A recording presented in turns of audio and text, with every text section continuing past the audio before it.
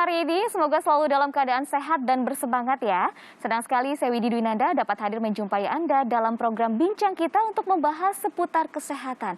Nah, berkaitan dengan kesehatan pemirsa, di tengah pandemi seperti saat ini kita harus selalu mematuhi protokol kesehatan seperti yang telah kami lakukan. Segenap tim produksi dan juga pengisi acara telah melakukan swab antigen dan juga menjaga jarak serta selalu menggunakan masker. Nah, saudara, penyakit jantung merupakan penyebab kematian nomor 1 di dunia. Ketika jantung mengalami gangguan, maka akan mengakibatkan penyakit jantung koroner bahkan gagal jantung. Sehingga penyakit jantung ini sangat beresiko pada kematian. Lantas bagaimana ya cara untuk mencegah dan juga mengobati penyakit jantung ini? Kita akan membahasnya selama 30 menit ke depan hanya di Bincang Kita.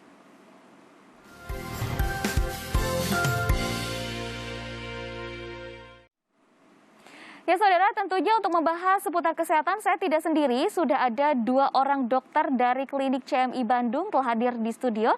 Ada Dr. Iranita. Halo Dr. Ira, apa kabar? Baik Mbak Widi. Dan juga ada Dr. Haidar Zain. Halo dokter, apa kabar? Alhamdulillah baik deh. Alhamdulillah, senang sekali nih kita berkesempatan bertemu. Kita akan berbincang seputar dunia kesehatan yang tentunya semoga bermanfaat bagi Anda saudara. Nah, seperti yang tadi kita sudah sebutkan bahwa penyakit jantung bisa dikatakan merupakan penyebab nomor 1 kematian di dunia bahkan ya. Sebenarnya kenapa sih penyebabnya? Jadi begini Mbak Widi, kalau kenapa jantung menjadi salah satu penyakit yang menyebabkan kematian di dunia, yang dimana lebih sering terjadi di daerah perkotaan. Karena di sini yang sangat pertama sekali untuk disorotin adalah karena tingkat stres yang sangat tinggi. Nah, stres itu sangat berpengaruh untuk psikologis si pasien atau si penderitanya, karena dia bisa mempengaruhi hormon di dalam tubuhnya. Itu juga bisa membuat jantung bekerja tidak baik seperti itu. Nah, yang kedua itu pola makan atau pola kehidupannya gitu ya. Kalau makanan gitu, kalau di perkotaan dia kan lebih sering mungkin makan makanan yang cepat saji. Sedangkan kita punya sumber daya alam yang lebih banyak yang kita bisa manfaatkan dan memiliki nutrisi yang baik untuk tubuh gitu. Bisa menjaga keseimbangan di dalam tubuh. Nah, itulah yang perlu kita soroti Mbak gitu. Oke, jadi sebenarnya penyebab yang paling utama adalah dari dasar kita dulu ya. Betul. Dari gaya hidup, dari gaya tidur kita juga, dan tentunya situasi yang ada di lingkungan kita juga sangat berpengaruh, termasuk misalnya di perkotaan dan juga di pedesaan tentu berbeda begitu ya, dan ini juga mempengaruhi kesehatan jantung. Nah, kita akan sedikit berbicara mengenai CMI dulu nih. CMI kan merupakan klinik yang memang mengedepankan pengobatan dengan metode Ibnu Sina. Mungkin banyak juga nih yang belum tahu atau belum paham atau mungkin salah kaprah. Sebenarnya Ibnu Sina itu siapa atau metode yang seperti apa? Mungkin bisa dijelaskan nih, Dok? Oke, saya coba menjelaskan ya. Jadi sebenarnya Ibnu Sina itu adalah dokter. Jadi sekarang kita panggilnya Dokter Ibnu Sina aja ya. Baik. Nah, Dokter Ibnu Sina ini merupakan the father of modern medicine, itu early modern medicine. Seperti itu. Jadi Dokter Ibnu Sina ini dia tidak hanya sendiri, tidak hanya menggunakan teori-teori dia saja.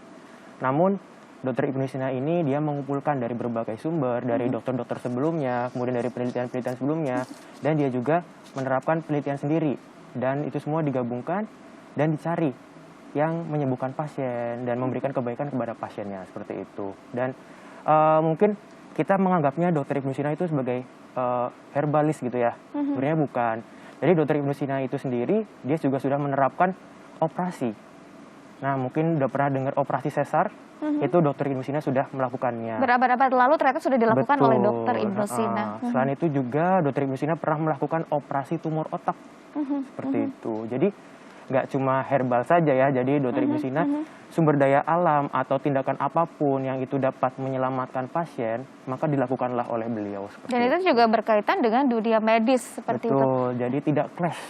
Oke, Dokter Ira, saya juga mau tanya nih, mungkin banyak juga orang-orang penasaran sebenarnya untuk pandangan dari keilmuan Ibnu Sina terhadap sebuah penyakit atau pengobatan penyakit, terutama penyakit jantung itu seperti apa sih? Apakah ada perbedaan dengan ilmu modern yang saat ini sedang berkembang? Jadi sebenarnya untuk Ibnu Sina sendiri dengan modern sekarang, ya, keilmuan modern sekarang ini tidak ada perbedaan, Mbak. Jadi ilmu yang sekarang ini berkiblat atau dulu itu merujuk dari bukunya Ibnu Sina yang namanya The Canon of Medicine, yang awalnya itu diterjemahkan dari berbagai bahasa gitu. Jadi sama aja, hanya saja di sini pengobatan yang diterapkan Ibnu Sina ini berdampingan. Jadi nggak cuman pengobatan medis konvensional atau modern saja, tapi juga komplementer juga dilakukan. Sesuai dengan peraturan pemerintah di Indonesia juga sudah diberlakukan, Mbak. PPRI nomor 103 tahun 2014 itu sudah ada peraturannya. Pengobatan komplementer ya, Mbak, itu menjadi pendukung untuk konvensional atau modern gitu. Baik, untuk penyakit jantung sendiri apakah ada tips-tips khusus atau ada penanganan yang memang khas banget dari metode Ibnu Sina seperti apa? Oke, sebenarnya ya kalau ini untuk umum aja sih, hampir untuk semua penyakit. Mungkin kita tahu sendiri, jadi tubuh kita itu tidak hanya raga saja yang kelihatan ya. Ternyata kita tuh juga memiliki ruh atau spiritual atau mental, jiwa atau psikis gitu ya. Mungkin itu versi bahasa beda-bedanya seperti itu. Mungkin kalau untuk penanganan secara raga, secara fisik gitu ya, sudah pada tahu ya masyarakat ini kayak aktivitas fisik, olahraga, kemudian makan-makannya dijaga seperti itu. Mungkin ini juga ada di buku The Canon of Medicine dari Dr. Ibnu Sina. Tapi ada beberapa yang perlu disampaikan. Nah, jadi dari versi Dr. Ibnu Sina sendiri itu, yang pertama itu ada istilahnya namanya sujud dan tafakur. Nah, sujud itu sendiri artinya adalah tidak menyalahi aturan yang dibuat oleh Tuhan. Kemudian tafakur itu artinya adalah berpikir. Jadi berpikir positif terus supaya bisa lebih sembuh. Kemudian supaya tidak terjadi hal yang sama lagi. Nah, ini mungkin berbeda ya. Kemudian yang nomor 2 itu adalah keluarkan apa yang perlu dikeluarkan. Mungkin secara raga itu kita sudah selalu mengeluarkan feses, urin gitu ya. Tapi secara jiwa apakah ada yang dikeluarkan gitu. Nah, kalau dari ada pembersihan jiwa juga ya, betul. Detoksifikasinya bukan hanya raga tetapi juga jiwa. Betul. Bagaimana caranya menurut Ibnu Sina? Kalau menurut Dr. Ibnu Sina itu, kalau misalkan dalam Islam ada namanya zakat ya. Tapi kalau dalam Nasrani mungkin ada namanya perpuluhan. Kalau pernah dengar seperti itu. Nah, jadi memberikan haknya kepada yang membutuhkan. Nah, kemudian nomor 3 itu ada yang namanya nufus dan hilal. Itu adalah perhitungan. Nah, memang hampir semua itu bisa dihitung ya. Cuma kalau tubuh kita itu sebenarnya susah dihitung. Misalkan nih, dokter memberikan dosis untuk pasien A dan pasien B sama-sama 500 mg. Dan penyakitnya sama. Namun ternyata kesembuhannya berbeda. Ternyata di balik itu ada support dari keluarga, kemudian dia mentalnya lebih sehat. Nah, itu yang nggak bisa diperhitungkan. Seperti itu. Berarti gaya hidup seseorang itu juga berpengaruh terhadap proses kesembuhan dari masing-masing pasien ya. Jadi tidak bisa semua orang itu disamaratakan meskipun penyakitnya sama. Betul seperti sekali. itu, dokter. Nah, ini semakin menarik nih. Kita akan membahas lebih detail lagi, terutama kita akan mengerucut kepada penyakit jantung, bagaimana sih pengobatan yang baik, yang tepat seperti apa, melalui metode Ibnu Sina ini seperti apa. Jangan kemana-mana, tetaplah bersama kami dalam Bincang Kita.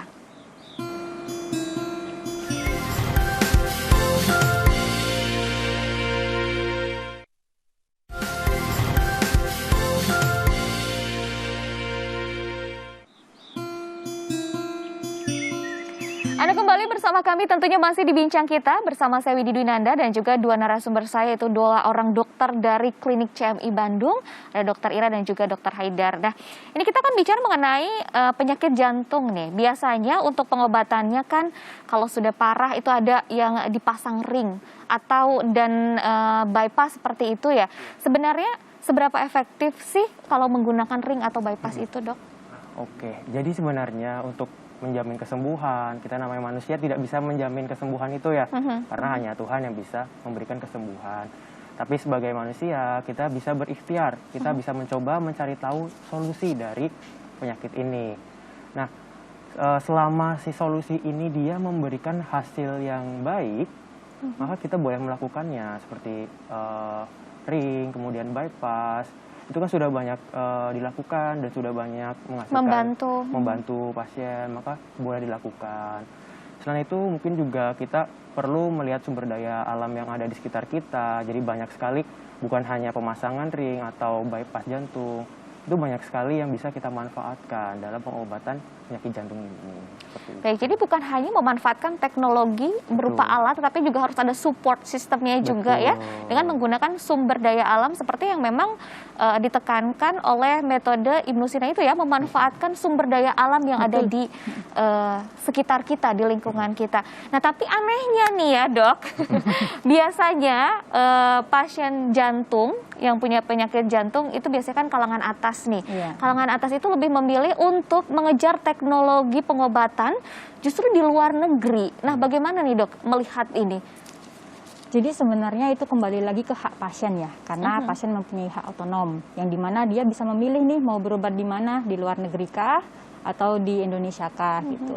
Mungkin kita lupa gitu, atau beberapa orang medis, beberapa tenaga medis itu lupa bahwa kita ada ilmu yang dulunya pernah ada gitu. Kenapa si pasien jadinya memilih untuk berobat ke luar negeri gitu.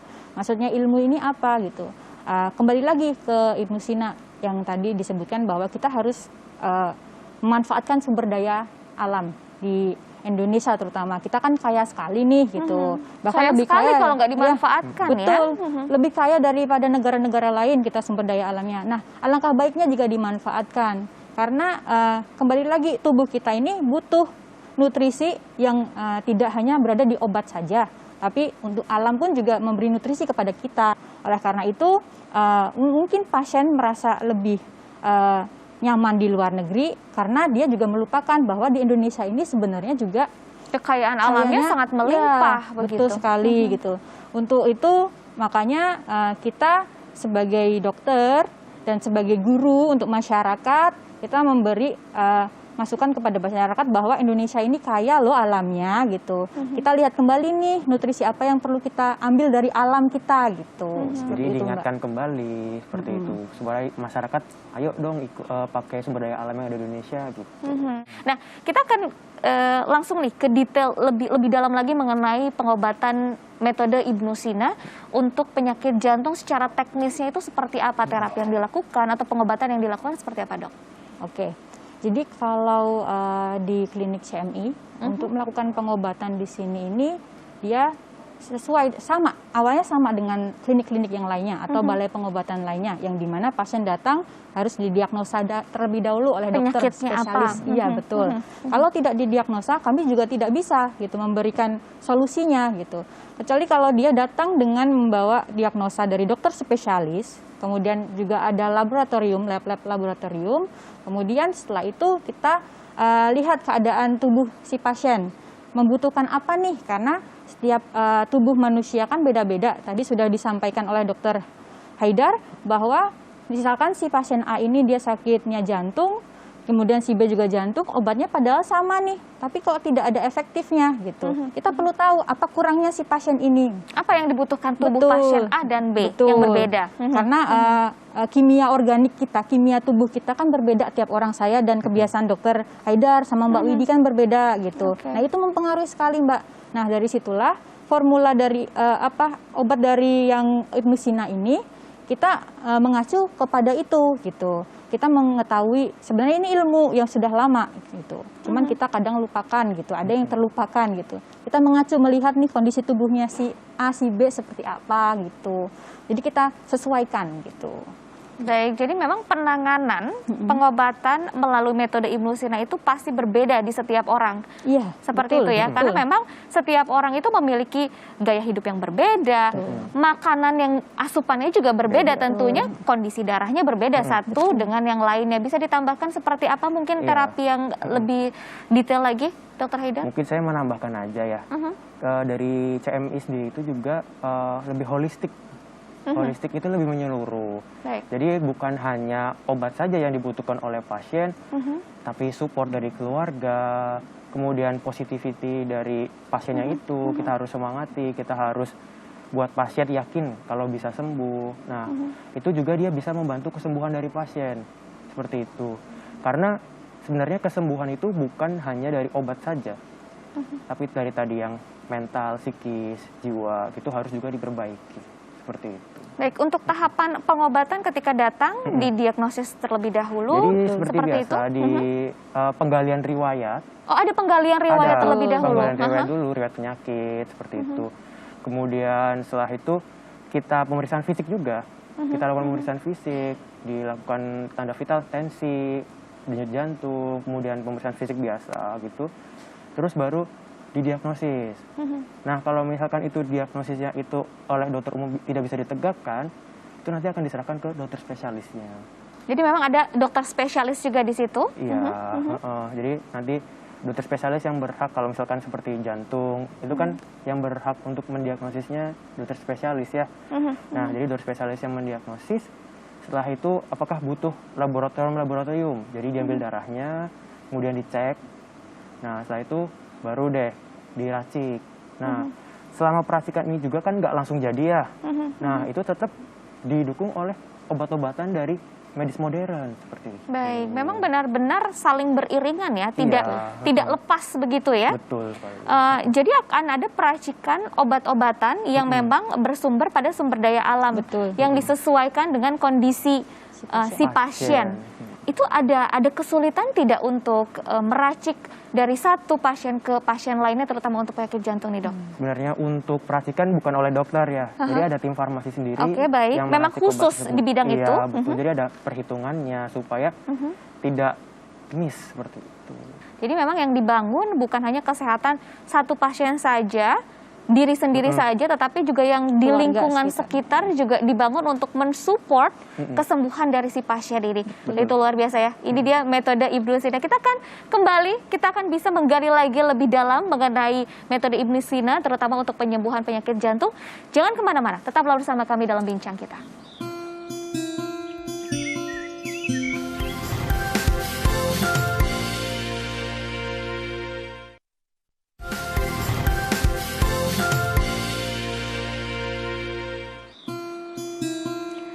Terima kasih Anda masih bersama kami tentunya dalam bincang kita. Nah, saudara, di segmen sebelumnya kita sudah menjelaskan sedikit mengenai pengobatan penyakit jantung melalui metode Ibnu Sina. Nah, mungkin masih banyak dari Anda yang ingin mengetahui lebih jauh lagi mengenai metode Ibnu Sina ini seperti apa dan di mana bisa mendapatkannya. Kita langsung saja lihat tayangan berikut ini. Jantung merupakan organ vital yang berfungsi sebagai pemompa darah untuk menyuplai kebutuhan nutrisi dan oksigen ke seluruh organ-organ lainnya. Ketika jantung mengalami gangguan, maka akan mengakibatkan penyakit jantung koroner, bahkan gagal jantung. Berbagai metode dan teknologi modern diciptakan dalam upaya untuk dapat menyembuhkan penyakit mematikan nomor 1 di dunia ini. Namun, jauh sebelum peradaban pengobatan modern tercipta, Ibnu Sina telah memberikan perhatian khusus dan membuat buku berjudul The Canon of Medicine Al-Qanun fil Al-Tib mengenai pengobatan jantung. Ibnu Sina adalah seorang ilmuwan dari timur yang berkontribusi besar terhadap perkembangan ilmu kedokteran. Beliau menguasai ilmu bedah dan sangat memahami ilmu biomolekuler yang menjadi ilmu dewa saat ini. Sehingga ia dikenal dunia sebagai bapak kedokteran modern. Formula Ibnu Sina yang telah terkenal kehebatannya di seluruh dunia tersebut sudah menjadi dasar pengobatan di Canon Medicine Indonesia atau CMI Hospital. CMI Hospital yang sebelumnya dikenal dengan nama GS Setra ini berlokasi di Kota Bandung, Jawa Barat. Tepatnya di Jalan Tubagus Ismail 7, nomor 21.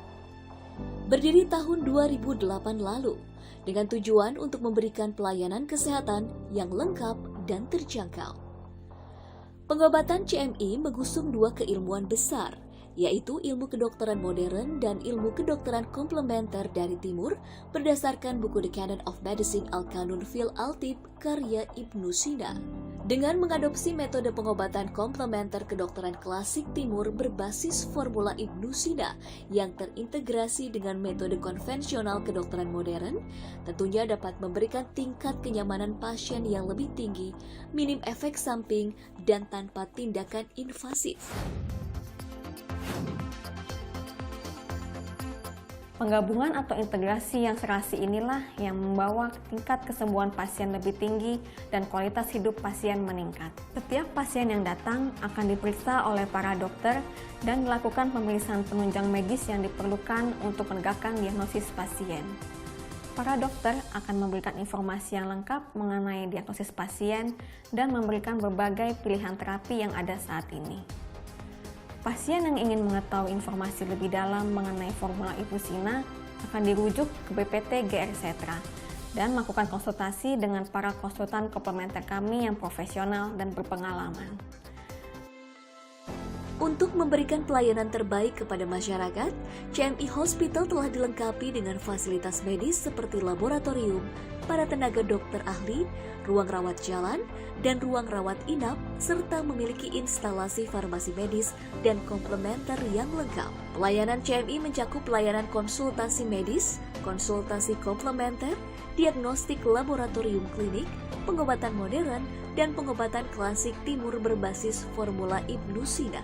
Keberadaan laboratorium yang dilengkapi dengan peralatan mutakhir dan komprehensif sebagai sarana penunjang medis untuk diagnosis serta sebagai kontrol pengobatan yang dilakukan pasien sehingga perkembangan terapi pasien dapat terpantau dengan baik. Biasanya penanganan pasien penyakit jantung koroner saat ini yaitu dengan operasi bypass maupun pemasangan ring untuk mempertahankan agar pembuluh darah jantung tetap terbuka. Di klinik utama CMI, metode pengobatan penyakit jantung koroner sudah dibuat dengan sistematis berdasarkan ilmu kanun karya Ibnusina. Pemberian racikan obat formula Ibnusina disesuaikan dengan hasil diagnosa dokter ahli di CMI Hospital. Formula Ibnusina bagi penderita jantung koroner dapat merevitalisasi fungsi tubuh sehingga formula ini dapat menembus setiap sumbatan tanpa harus pemasangan ring pada pembuluh darah jantung. Penyakit jantung itu kan tidak akan jauh dari penyakit itu penyempitan pembuluh darah. Ya, penyempitan pembuluh darah. Nah, kalau biasanya kalau misalkan terjadi penyempitan pembuluh darah seperti itu kan bisa saja ditangani dengan pasang ring jantung atau biasanya dengan di bypass. Tapi kalau melalui formula Ibnusina, kita tidak menggunakan ring ataupun bypass, tapi cukup pasien itu hanya minum obat saja. Cuman sifat obat yang diberikan kepada pasien itu, dia mampu meluruhkan seluruh kolesterol yang menyumbat dalam pembuluh darah. Apakah itu yang halus, yang besar seperti itu, obat ini perlahan-lahan akan mengikis supaya yang menyumbat itu bisa terurai secara perlahan-lahan dan itu akan dikeluarkan melalui urin ataupun BAB. Tapi kalau dia sudah pemasangan ring, lalu untuk melanjutkannya dia berobat ke CMI, biasanya nih ya, dia tidak akan terjadi penambahan ring lagi. Dan pasien itu biasanya kalau bisa dia menjaga pola makan, udah selesai terapi dari klinik utama CMI, dia tidak akan minum obat seumur hidup, Pak. Jadi ada batasnya. Pasien merasa lebih nyaman karena pasien tidak harus tergantung obat seumur hidup. Klinik utama CMI yang memberikan terapi medis yang menggabungkan ilmu kedokteran modern dan komplementer berbasis formula Ibnusina dapat membawa tingkat kesembuhan pasien hingga 80%. Sehingga klinik utama CMI menjadi incaran pengobatan para pasien penyakit jantung koroner. CMI Hospital hadir memberikan solusi tak hanya untuk penderita penyakit jantung koroner, namun juga penyakit mematikan lainnya seperti kanker, gagal ginjal, dan diabetes mellitus. Saya sangat mengapresiasi dan mendukung keberadaan klinik utama CMI yang menerapkan metode pengobatan komplementer terintegrasi sejalan dengan strategi WHO, peraturan pemerintah Republik Indonesia, dan peraturan Menteri Kesehatan Republik Indonesia. Semoga klinik utama CMI dapat menjadi pilihan yang baik, nyaman, dan dapat meningkatkan kualitas hidup pasien.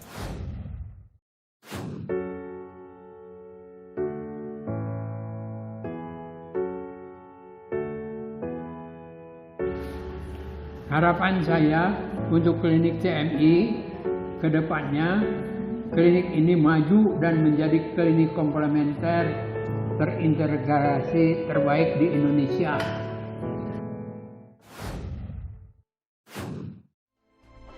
Bila Anda sudah divonis jantung koroner, tak perlu khawatir. Segera konsultasikan dengan datang langsung ke klinik utama CMI di Jalan Tubagus Ismail 7 nomor 21, Kota Bandung. Atau telepon di 022 253 1000.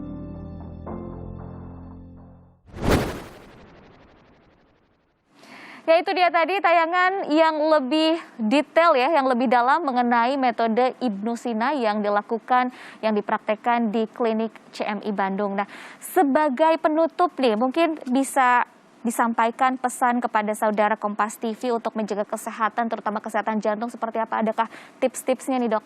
Mungkin bisa saya sampaikan ya, Mbak Widi. Jadi untuk menjaga kesehatan jantung kita gitu.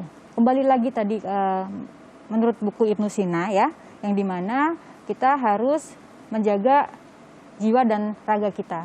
Yang kedua, mungkin untuk makanan ya, makanan kita juga harus perlu diperhatikan karena salah satu faktor resiko dari penyakit jantung adalah kolesterol, yang dimana sering berada di makan-makanan yang instan atau yang berminyak, berlemak, seperti itu. Baik, Dokter Ira dan juga Dokter Haida, terima kasih atas waktunya. Begitu luar biasa sekali perbincangan ini, tapi sayang sekali 30 menit sudah berlalu, berarti waktunya kita bertiga pamit undur diri dari hadapan Anda.